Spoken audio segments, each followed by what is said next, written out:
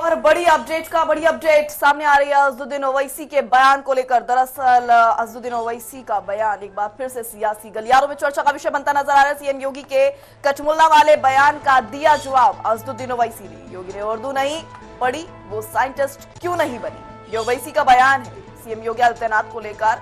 दरअसल उन्होंने कहा है कि योगी को नहीं मालूम उर्दू देश की आजादी की जुबान है। बीजेपी एक मजहब, एक जुबान, एक लीडर ही देखती है। गौरतलब है लखनऊ से बड़ी अपडेट, जहां पर ओवैसी के बयान पर बीजेपी भी हमलावर होते नजर आ रहे हैं। ओवैसी कौम को संकीर्णवाद सोच से जकड़े रखना चाहती हैं, ये राकेश का बयान है बीजेपी नेता का। योगी जी किसी भाषा के विरोधी नहीं, राकेश त्रिपाठी ने कहा है। इसी के साथ उन्होंने कहा है कि एक हाथ में कुरान, एक हाथ में कंप्यूटर आवश्यक है। लोगों को जिहाद में झोंकने के लिए आधुनिकता के विरोधी है ओवैसी। बड़ा बयान आ रहा है सामने राकेश बीजेपी के नेता की ओर से, जिन्होंने ओवैसी के बयान पर पलटवार किया है। हालांकि इससे पहले सीएम योगी आदित्यनाथ ने जिस तरह से अज़दुद्दीन ओवैसी को लेकर टिप्पणी की थी, बयान दिया था, उस पर पलटवार करते हुए अज़दुद्दीन ओवैसी ने भी सीएम योगी को लेकर यह बड़ा बयान दिया है, जो लगातार अब चर्चाओं का विषय बन रहा है और इस पर राजनीतिक घमासान भी तेज होता नजर आ रहा है।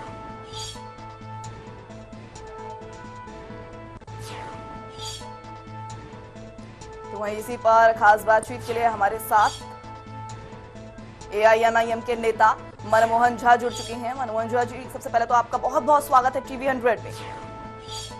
नमस्कार, आपको धन्यवाद जी। मोहन जी, आपसे जानना चाहूंगी, देखिए सीएम योगी ने सबसे पहले बयान दिया, उसके बाद अब पलटवार करते हुए यहाँ पर अज़दुद्दीन ओवैसी ने भी बड़ा पलटवार किया है, बड़ा बयान दिया है, लेकिन अब बयानों का सिलसिला थमता नजर नहीं आ रहा है। इसको किस तरीके से देखते हैं, क्या कहेंगे इस पर? तो सर आप देखो ना, जिस पार्टी के ये मुख्यमंत्री हैं उस पार्टी के प्रधानमंत्री सूफी और संत की तारीफ कब से नहीं करते, आदरणीय मोदी जी। और ये योगी जी एक तरफ तो कहते हैं बच्चों के हाथों में लैपटॉप और कुरान देखना चाहते हैं, दूसरी तरफ उर्दू पढ़ने वालों को कठमुल्ला कहते हैं, जबकि हमारे उत्तर प्रदेश की उत्पत्ति उत्तर प्रदेश से है। उर्दू अगर हिंदी मेरी माँ है तो उर्दू मौसी है। हर शब्दों में उर्दू का इस्तेमाल हम और आप चलते हुए करते हैं। तो क्या संवैधानिक पद पे बैठा हुआ व्यक्ति जिसके हर शब्द का एक अर्थ निकलता हो, वो इस तरीके का भाषा का इस्तेमाल करेंगे? कठमुल्ला होता क्या है? अगर मैं ब्राह्मण हूं तो मुझे पंडित कहेगा या पंडित जी कहेंगे लोग? तो मौलवी को मौलवी जी कहा जाए, न कि उसे कठमुल्ला कहा जाए। और जहां तक कठमुल्ले की बात है, उर्दू की बात है, तो उर्दू पढ़ने वालों ने रेशमी तहरीर लिखी थी और 1857 की क्रांति से लेकर अंतिम दिन तक, जब तक देश के लिए लड़ना था, उस मदरसे से पढ़े हुए मौलाना और उलेमाओं ने देश के लिए जान देने का काम किया है। लेकिन ये लोग, इन लोगों को तो सत्ता से प्रेम है, देश से प्रेम नहीं है। देखिए मोहन जी, इससे पहले देख रहे थे कि धार्मिक स्थलों को लेकर विवाद बढ़ता नजर आ रहा था, लेकिन अब भाषा को लेकर इस तरह का विवाद क्या देश के विकास के लिए आप सही समझते हैं? नहीं, ये कहीं से देश के विकास में ये उचित नहीं है। देश के विकास में ये वादा का काम करेंगे। और वास्तविकता तो ये है कि जब से भारतीय जनता पार्टी सत्ता में आई है, हर मुद्दे में फेल है। बेरोजगारी बेतहाश है, महंगाई बेतहाश है, कारोबार लोगों के खत्म हो चुके हैं। तो लोग अपनी समस्या का समाधान हेतु सरकार से सवाल न कर ले, इसलिए हम गरीब हिंदुओं को, हम हिंदुस्तानियों को कभी धर्म के नाम पर, कभी भाषा के नाम पर, कभी क्षेत्र के नाम पर ये लड़ा करके सत्ता में बना रहना चाहते हैं। लेकिन ऐसा ज्यादा दिन काट की हंडी बार बार नहीं चढ़ती है। देखिए इस तरह के बयानों से वो कितनी दिन तक सत्ता में रह पाते हैं और क्या उनका मकसद है इस तरह की बयानबाजी का, ये तो देखिए जानेंगे। लेकिन इसी पर चर्चा के लिए हमारे साथ जुड़ रहे हैं अविरल मलिक, बीजेपी के प्रवक्ता। अविरल जी, आपका भी टीवी 100 बहुत बहुत स्वागत करता है।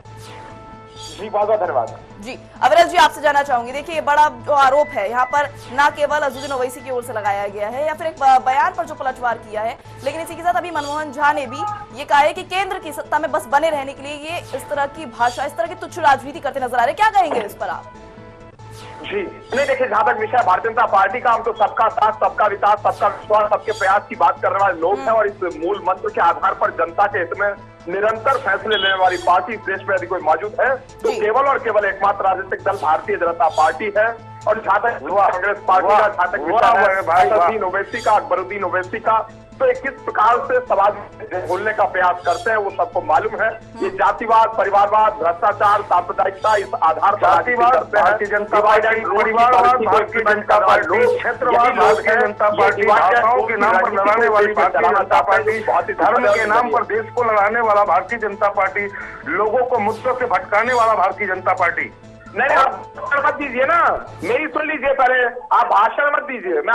मैं आपके मध्य में आप तो रटा रटा तोते की तरह बोल रहे हो। सरकार की उपलब्धि है, गिना दो हमें आप। जी बिल्कुल नहीं, मैं जहां तक विषय सरकार की उपलब्धियों का, तो सरकार ने किस प्रकार से जनता के फैसले लिए हैं वो तो सबको मालूम ही है। प्रधानमंत्री जनधन योजना हो, उज्ज्वला योजना हो, स्वच्छता अभियान हो, नोटबंदी, जीएसटी, बेनामी संपत्ति एक्ट की बात हो, या मुद्रा योजना हो, उज्ज्वला योजना हो, सौभाग्य योजना हो, सर्जिकल स्ट्राइक, एयर स्ट्राइक हो, सवर्ण आरक्षण हो, राम मंदिर निर्माण हो, 3 तलाक की बात हो, जल शक्ति मंत्रालय गठन हो, 370-35 को समाप्त कर हो, या फिर मेक इन इंडिया का विषय हो, नमामि गंगे का विषय हो, बेटी बचाओ की बात हो, या किसान सम्मान निधि हो, या विश्वकर्मा योजना हो, ये भारतीय जनता पार्टी की उपलब्धियां हैं, मोदी सरकार की उपलब्धियां हैं, हमारी केंद्र सरकार की उपलब्धियां हैं। और उसके साथ साथ जीवन ज्योति बीमा योजना हो, प्रधानमंत्री सुरक्षा बीमा योजना हो, ये भारतीय जनता पार्टी के कारण ही फैसले संभव हो सके हैं।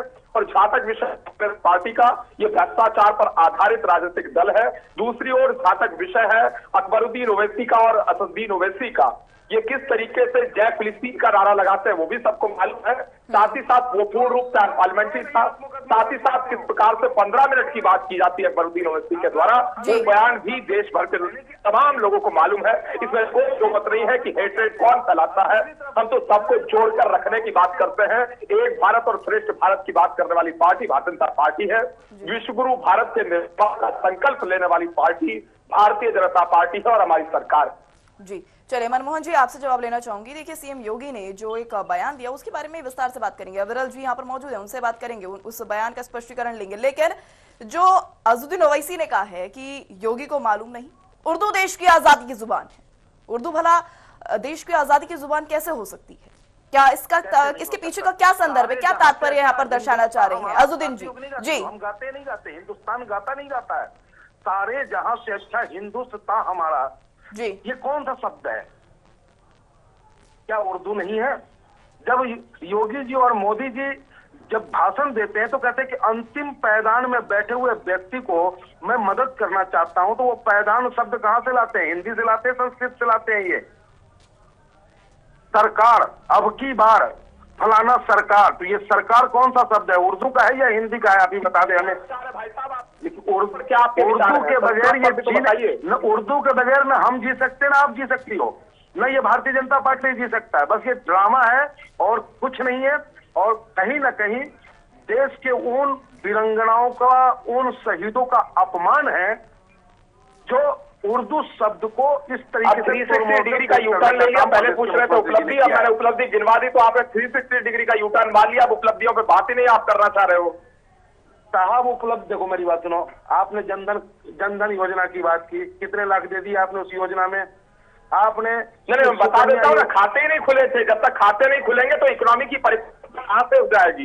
ये अच्छी इकोनॉमी की बात करते थे कांग्रेस पार्टी के नेता, दो इकोनॉमिस्ट बैठे थे सरकार में, सत्ता में, चाहे मनमोहन सिंह जी की बात हो या पूर्व वित्तमंत्री पी चिदम्बरम जी की बात हो, तो वो दोनों इकोनॉमिस्ट सरकार चला रहे थे। बावजूद इसके उस सत्ता में बैठकर भी जनता के, गरीबों के खाते नहीं खुलवा पाए।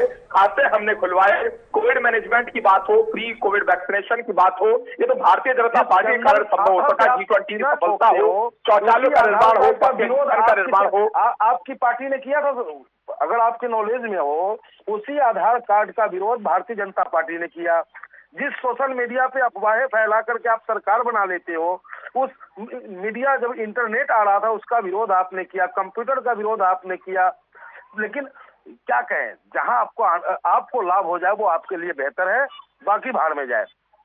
नहीं, बोफोर्स घोटाले के विषय पर भी आपको बोलना चाहिए। 1975 से 77 के मध्य में आपातकाल लगाकर किस तरीके से का कार्य किया गया था, लोकतंत्र का, संविधान का जनाजा निकालने का कार्य किया गया था, विपक्ष की आवाज को दबाने का कृत्य किया गया था, उस विषय पर भी आपको बोलना चाहिए।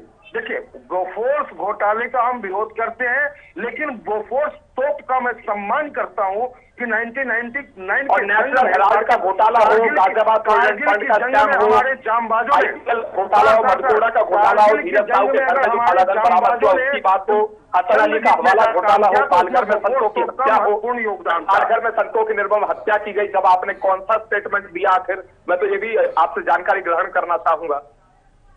मनमोहन जी, अविरल जी, मैं आपसे एक स्पष्टीकरण यहाँ पे चाहूंगी कि आप यहाँ पर बात किस मुद्दे पर करना चाह रहे हैं? जिस तरह की उपलब्धियां बीजेपी ने की या फिर एआईएमआईएम ने की, उन उपलब्धियों की बात कर रहे हैं, या फिर आपका जो मुद्दा है वो उर्दू भाषा को टारगेट करना है या उर्दू भाषा के फेवर में बोलना है? आप पहले स्पष्ट कर लीजिए। उर्दू भाषा सम्मानित भाषा है। माननीय मुख्यमंत्री जी को माफी मांगनी चाहिए। चलिए, अविरल जी इस पर क्या कहेंगे? सीएम योगी को माफी मांगनी चाहिए, बड़ा बयान जो है मनमोहन जी कह रहे हैं।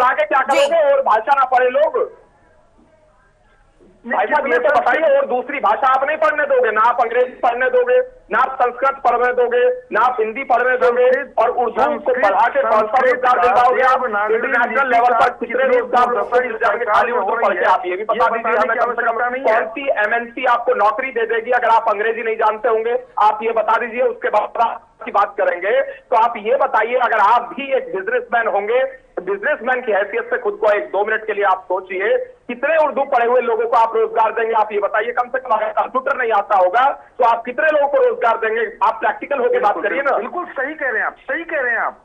लेकिन क्या मैं तीता अंति ना पढ़ूं, मैं सीत था ना पढ़ूं, मैं अली बे ते से जिनचे हेखे ना पढ़ूं?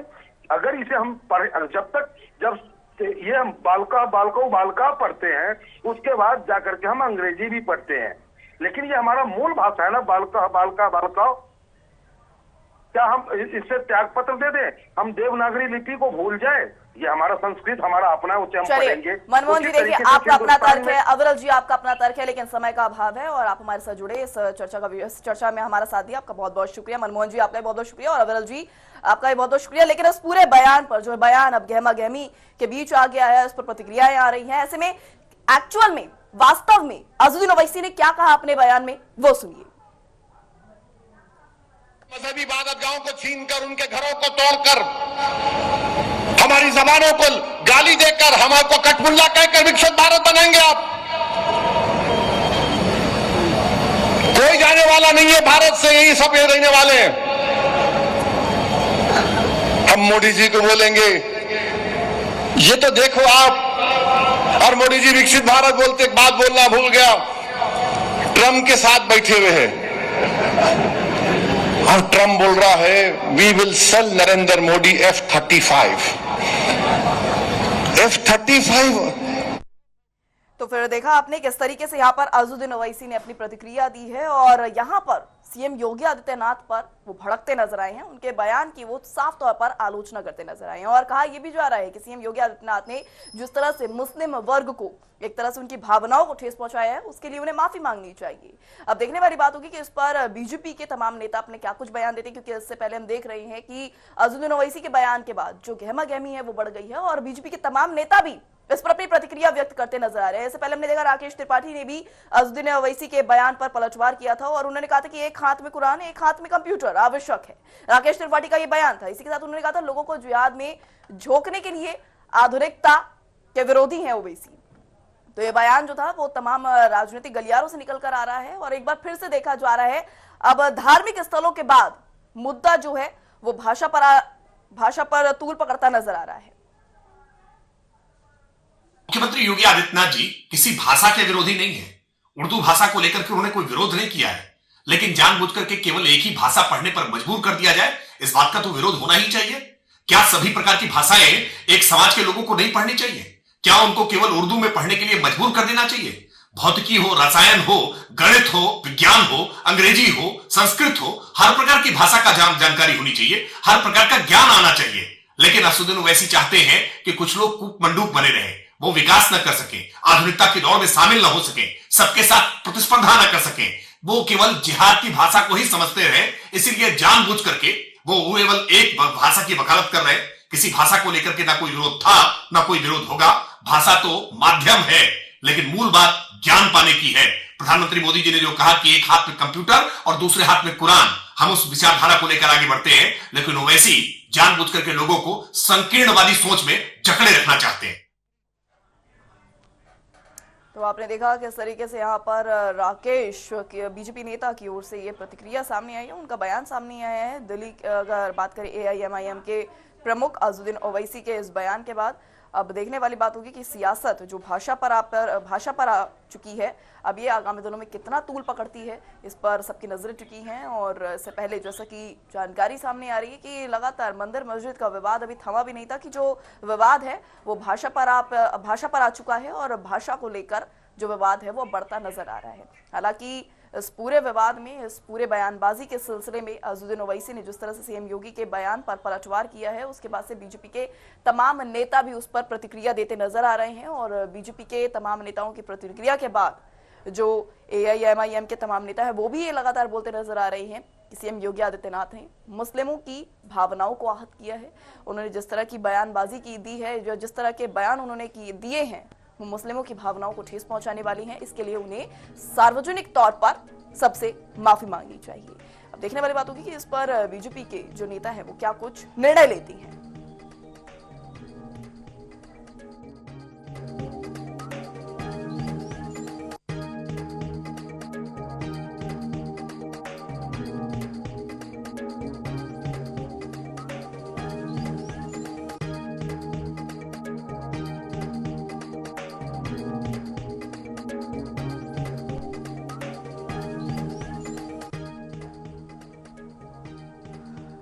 AIMIM के अध्यक्ष अज़दुद्दीन ओवैसी के बयान पर, जो अक्सर उनके बयान जो है अक्सर चर्चाओं का विषय बनते हैं और विवाद उनके बयान पर ऐसा संभव नहीं है, लेकिन एक बार फिर से अज़दुद्दीन के बयान के बाद जो सियासत है वो गर्म होती, तेज होती नजर आ रही है। हालांकि शुरुआत सीएम योगी आदित्यनाथ के बयान से हुई थी। उन्होंने जिस तरह से जो शब्द मुस्लिमों के लिए, उनकी भाषा के लिए यूज किए थे, उसके बाद से ही जो राजनीति है वो तेज हो गई है। लेकिन अब इस पर बयानबाजी का जो सिलसिला है वो जारी है।